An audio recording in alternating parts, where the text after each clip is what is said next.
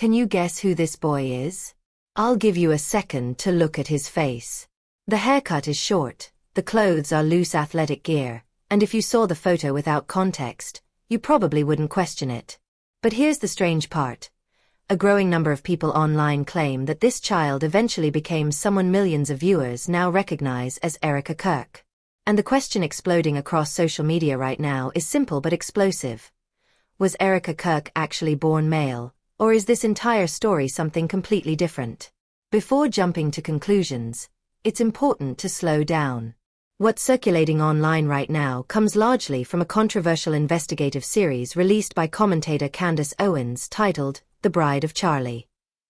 In that series, Owens presents photos, background details, and a series of questions about Erika's childhood. None of the more extreme claims have been proven in court, and much of what's spreading online is speculation. But the reason people are paying attention is because some of the material being discussed, like childhood photos and school records, does appear to exist.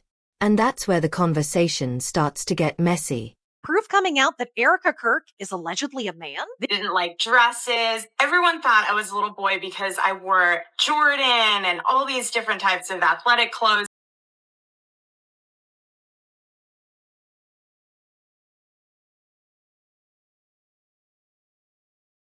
One of the images people keep pointing to shows a young child wearing what looks like typical boys' clothing: basketball sneakers, athletic shorts, and a loose jersey.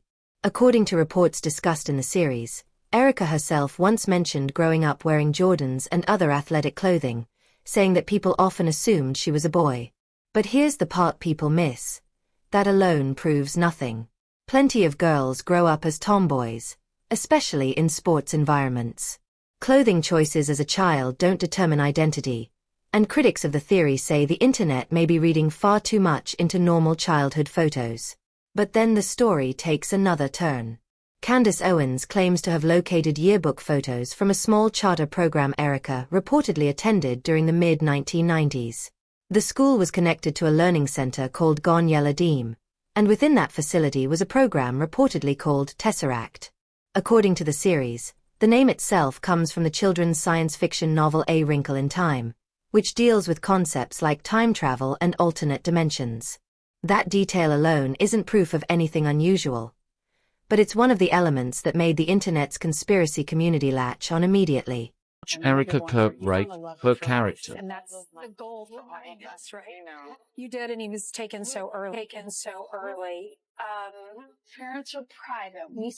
You did, and he was taken so early. Owens says she obtained photos from multiple school years, first grade, second grade, and third grade, showing Erika as a student at the program. In several of those pictures, the child appears with very short hair and clothing typically associated with boys at the time. Again, none of that confirms any claims about gender identity. But it did ignite speculation online, especially among people already suspicious about Erika's behavior in public appearances following Charlie's reported assassination. And that's where another theory starts to appear. Some online commentators claim the situation may have nothing to do with someone being born male at all. Instead, they suggest something far stranger: the possibility of psychological conditioning or experimentation. These theories often reference the Cold War program known as MKUltra, a real CIA project that conducted controversial mind control experiments decades ago. However, historians note that most of the program was officially shut down in the 1970s, and there is no confirmed evidence linking Erika to anything like that. Still, speculation spreads quickly online. Some social media users have suggested that unusual childhood environments or early trauma could theoretically lead to identity confusion or dissociative behavior later in life. Others push the idea much further, alleging that experimental psychological conditioning could create multiple personality traits. These claims remain highly disputed, and experts warn that internet speculation often blends real historical programs with completely unverified stories. Attends a school that they have virtually tried to wipe from public existence. Now, it's very difficult to explain this. Tesseract schools, named after the children's book, A Wrinkle in Time, a story about time travel. They decided they were going to rent the building that was owned by a Jewish school.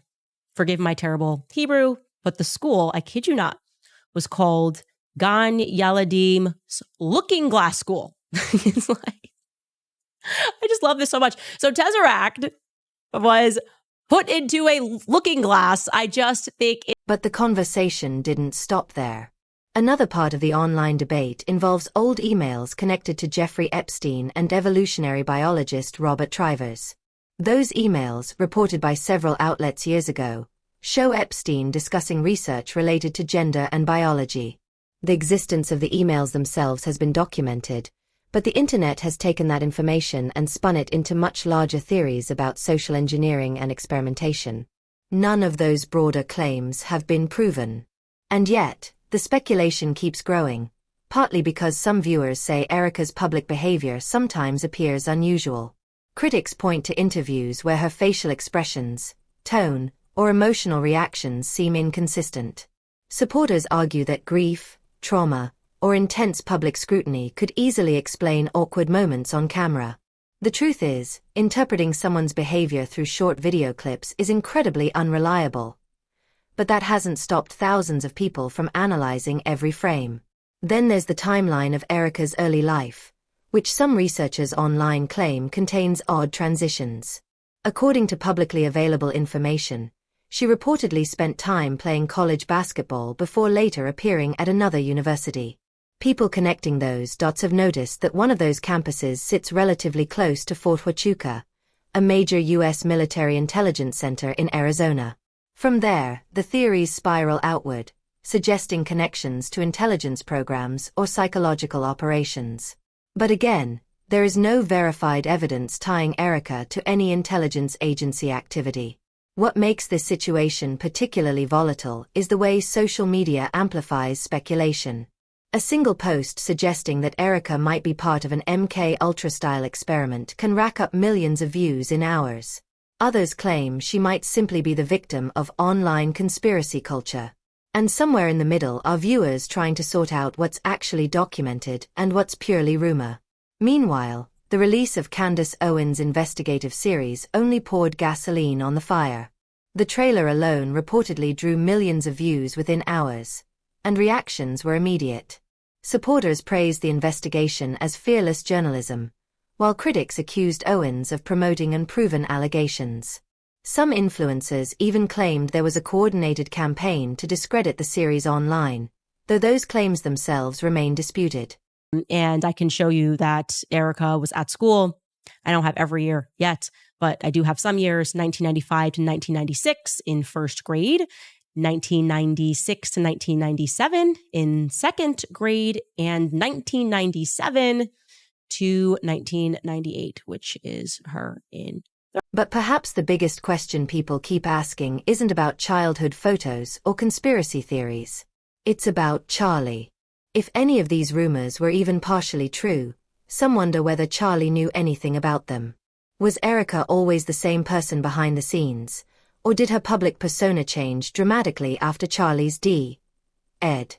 Right now, there's no confirmed evidence answering that question either. And that's why this entire story remains stuck in a strange place between investigation, speculation, and internet myth. Some elements, like the yearbook photos and the existence of certain emails, are documented. But the larger claims about gender, MKUltra, or hidden programming remain unproven and heavily disputed. So the real mystery might not be whether Erika Kirk was born male, or whether some shadowy program shaped her life. The bigger mystery might be why so many people online are suddenly convinced that something about her story doesn't add up. And here's the question that keeps resurfacing as more viewers dig into the timeline. Are people uncovering real inconsistencies that deserve investigation, or is the internet building an entire conspiracy around fragments that don't actually prove anything? New scientific evidence is refuting the claim that LGBT individuals are born that way.